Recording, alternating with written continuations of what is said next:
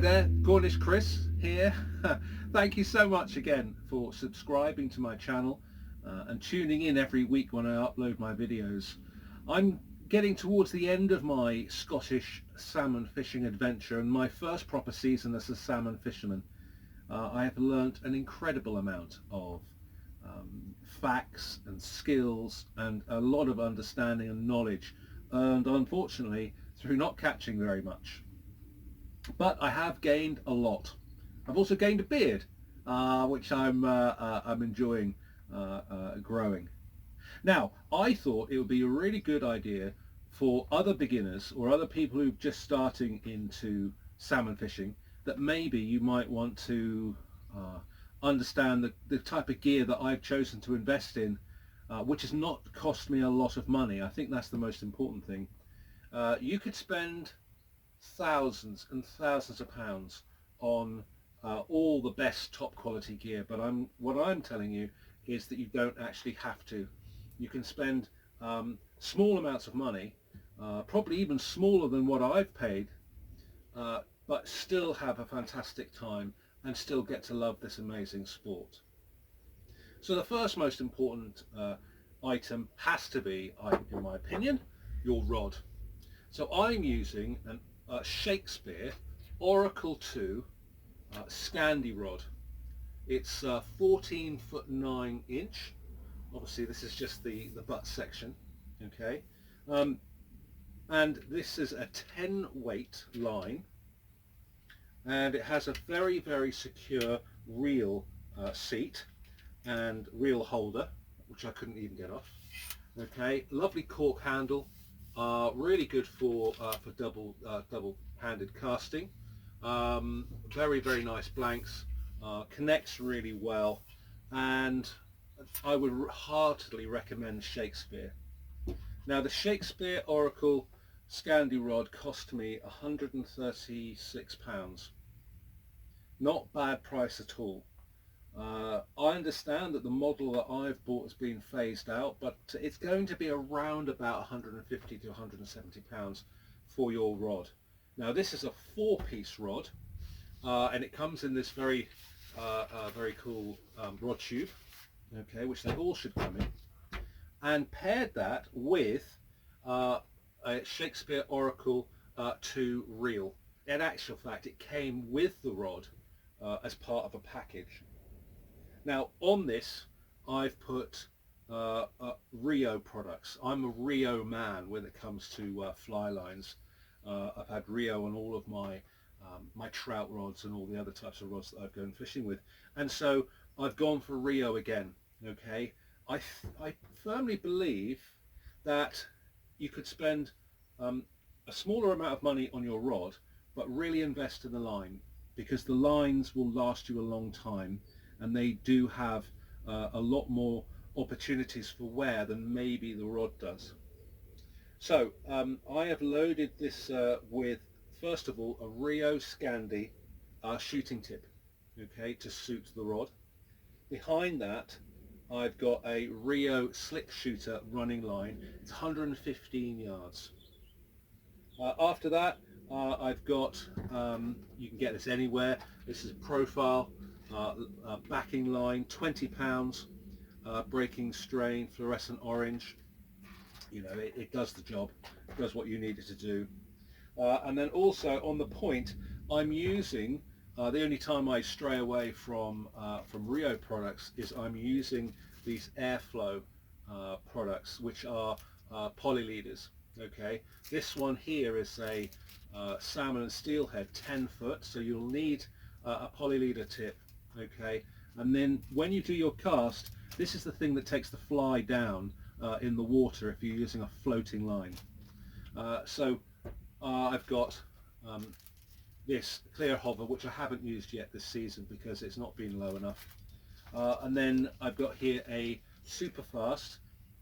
This is, I think it's 7.5 inches per second, so that's a super fast, and still loaded onto my line I've got a fast sinking head.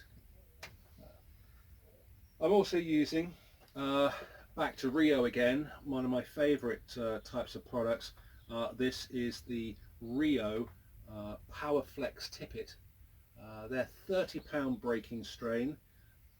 I mean, you can go for 10, 12, 15, maybe £30 is overkill, but I've had many times, certainly when I've been fishing for trout, when I've connected with a really, maybe even not a big fish, but certainly a sort of, you know, 10, maybe 8 or 10 pound fish, and the leader's gone and snapped. And so I always feel, oh, what a waste. So I always go for a little bit more breaking strain than perhaps what I need. The next big thing is going to be your fly choice.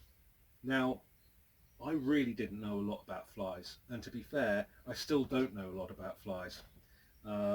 Thank you to David for telling me what one of the tube flies was called, and also to a couple of other subscribers for helping me out with regards to their names. But you want to maybe just curb your enthusiasm to buy every type of fly out there, and just pare it down to the few essentials. So from my perspective, tube fly wise, I've just gone for similar variations such as these, okay, and variations on Cascades like this one. That's not called a Cascade. I don't know what it's called. Oh, it's typical, isn't it? You try to make a video and you think, do you know what, I'll try to not talk knowledgeably about flies.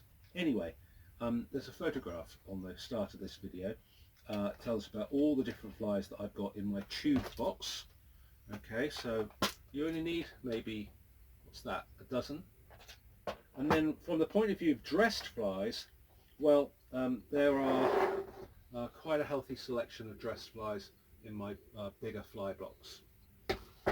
I also have a smaller box which I take with me with just a selection, a handful of the flies that I like to use. So really, that's it. Other important things that you really must have when you're fishing, and I'll cover waders and stuff maybe in a separate video, but this is something that really astounded me when I was fishing, because I'm quite a clumsy individual and I can fall over very easily, and the one big thing I've always made sure I have is a life jacket. And this is a Wavehopper life jacket. Okay, it's very snug, fits me very well. I've adjusted it quite a bit, and you know, and what's also good is that this section here that holds my GoPro and makes it very easy to be accessible. And I see so many people when I've been fishing who haven't got a life jacket on, and you know, some of these rivers that we're fishing in, the speed of the river, the depth of the river, and the slipperiness of the rocks, was very surprised not more people were wearing them. I can imagine if you've got like a fly vest on as well and everything else on top, that could be a bit of a challenge. But really, when you're salmon fishing, you've probably only got this and your snips and your forceps and stuff. You haven't really got a lot of stuff that you need to be carrying with you. So make sure you invest in a life jacket. There's plenty of options out there. I think these are about £80, but what price is your life? And finally, the other thing you must have is a wading staff. Now, if you've been watching my videos, this is a very, very, very, very poor repair on a much treasured wading stick. I've had this wading stick for probably about maybe 12 years, and it's been with me on every river I've ever fished on. And unfortunately, after catching my first salmon with Simon at Delvin and Burbane fishing on the River Tay, I was wading through the river and it broke. The handle popped off. I almost lost the handle, but of course I'd never lose the stick because it's attached to me by a cord. And again, I can't believe some people go into a river, one without the life jacket and two without a wading staff. Divide two vital pieces of kit. Now I'm going to get this professionally fixed, I think, and not just taped up and glued up and everything else. But definitely a wading staff is another key thing. A couple of extra sort of things you might want to consider if you're going fishing for and you're not going to break your rod down. In other words, you're not going to put it back in the case. Maybe you can store it where you're staying. Is to tape your rod together. So at the joins, put some tape around it. Just stops it from coming loose. In my videos, I do this sort of circle cast or a snap T circle cast, okay, and then bring it back and then forward cast. And when you're doing that type of casting, it's very, because of the rotational movement, it's very often the different parts of the rod will start to turn over time, so you have to adjust it back. And what I found is that when I was going fishing for 2 to 3 days at a time, taping these rods really just helped to make sure that they weren't going to break. Oh, and finally, although I've only used it once on this trip, a nice decent set of forceps to help you take the hook out. You want to try to manhandle the fish for as short a period of time as you possibly can. And ideally, if you're by yourself, which I've been by myself quite a bit on the fishing trip, you know, sometimes really challenging to get to use a net, and also very challenging to try to take it out for that trophy photograph and all that kind of stuff.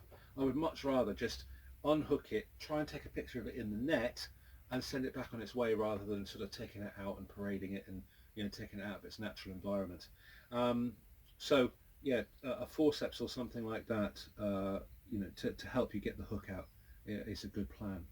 Also, I was going to talk to you about a net. Unfortunately, I lost my net on the River Spey, but Fraser at the Castle Beat said he found it, and we've actually arranged for it to be posted back to me, and that's great customer service. So I think that's everything that I really need to cover with regards to your essential kit. As I say, to recap, look for a Shakespeare rod if you can. I'm not sponsored by them. I'd love to be, but I'm not sponsored by them. I think they're a great brand at a great price. They produce really good stuff. But of course, if you want to spend £1,000 on a Sage rod or a Hardy rod, brilliant. I'm sure they're amazing. I haven't got the money for that. Next is start your collection of flies, both dressed flies, that's you know, like the traditional sort of dressed fly, and a few tube flies, okay, but don't start going out and buying hundreds and hundreds, because you're unlikely to use them. After that, make sure you get yourself a good reel, or one that suits the rod, and invest in the fly line. Okay, for me, Rio is the product. Again, not sponsored by them, love to be, but they're really great products. And finally, you want to make sure you invest in polyleaders to put on the end of your fly line. Then after the polyleader, you're going to have about 10, maybe 6 to 10 feet extra of this of some form of tippet. For me, it's going to be the Rio Powerflex Tippet to a 30-pound breaking strain. Hope you enjoyed it. If you've got any questions, please don't hesitate to put them in the comments section. Thank you so much again to all of my amazing subscribers. And my next fishing trip is going to be in Wales, so I look forward to sharing the ups, downs, and hopefully a few fish on my trip in Wales. Thanks very much again. Take care.